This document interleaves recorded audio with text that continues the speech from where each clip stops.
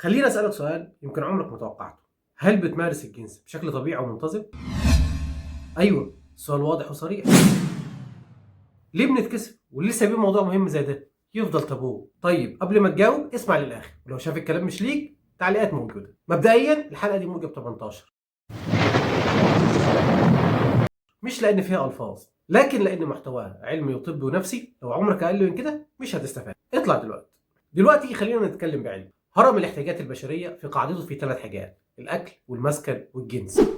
ايوه، الجنس غريزه اساسيه ربنا سبحانه وتعالى خلقها جوانا، مش رفاهيه ولا كماليات، ده جزء من النظام الانساني نفسه. في ناس هتقول عادي ممكن اعيش من غير جنس، هتفتقد منك شيء مهم. هقول لك هتعيش كماده، لكن روح، مشاعر، توازن هرمونات، انتاجيه، وهتتحول لانسان باهت شبه مش مكتمل. زي ما القلب له وظيفه والمعده ليها وظيفه، الاعضاء الجنسيه برضه ليها وظيفه مهمه: هرمونات، مواقع عصبيه، توازن نفسي، طاقه، تركيز، ابداع، مشاعر. لما تحرم نفسك منها مش بتموت لكن بتنطفي. يا ريت تجرب تقارن بين اتنين عندهم 30 سنه، واحد مارس الجنس وعنده 20 سنه والتاني مارسه وهو عنده 30 سنه. مين منهم هيكون اقوى نفسيا، انضج، اهدى، اقدر قدره على اداره حياته؟ جاوب في التعليقات وخلينا نشوف رايك. الجنس مش رفاهيه، ده بيحسن المزاج والمناعه والذاكره والانتاجيه، وبيقلل من العدوانيه والكراهيه، وبيخليك نسخه افضل من نفسك. خد مثال بسيط: لو عندك قطه او كلب وحرمته من الغريزه بتاعته، بيتعصب، بيتوتر، بيبقى عدواني، لانك بتحرمه من حاجه اساسيه في تكوينه. وبالمناسبه 90% من ثقافه الجيل الجديد من الجنس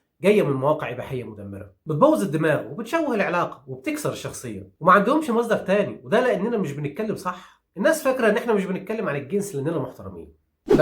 لا لا، السبب الاساسي هو بعدنا عن الدين. الاسلام اتكلم عن الجنس بوضوح وباحترام وبتنظيم وواقعيه من غير كسوف ولا غموض. الدين مش بيحرم الجنس، الدين بينظمه علشان ما فيش حد ياخد حق حد، وعلشان كل طرف يمارس الغريزه ديت بامان وبحلال وبنظافه وبدون هدم النفس او المجتمع. علشان كده ربنا حرم الزنا، مش علشان الجنس غلط، لكن انت لما تمارسه مع حد مش ليك انت بتاخد حق حد تاني وبتفتح باب لفوضى مدمره. الرسول صلى الله عليه وسلم كان اول مربي جنسي، وكان بيعلم اصحابه والصحبيات ازاي يعيشوا علاقتهم بحلال وبطريقه صح، بدون كبت، بدون وصمه، لكن بنظام. وعلشان كده الاسلام شجع على الزواج المبكر، مش رفاهيه، لان الغريزه لو ما اتنفذتش في الحلال هتتنفذ في الحرام. مش رفاهيه، لان الغريزه لو ما اتنفذتش في الحلال هتتنفذ في الحرام. لو لسه مستغرب، الرسول عليه الصلاه والسلام قال: في بضع احدكم صدقه، يعني علاقتك بزوجتك عليها ثواب. حتى اصحابه نفسهم اتفاجئوا، لكن الرسول عليه الصلاه والسلام وضح لهم مش ان اللي بيعملها في الحرام بياخد ذنب، فطبيعي اللي بيعملها في حلال بياخد عليها ثواب. قبل ما تقفل الفيديو، ايه اكتر نقطه اثرت فيك؟ وهل شايف ان المجتمع بتاعنا محتاج اننا نتكلم معاه في الموضوع ده اكتر؟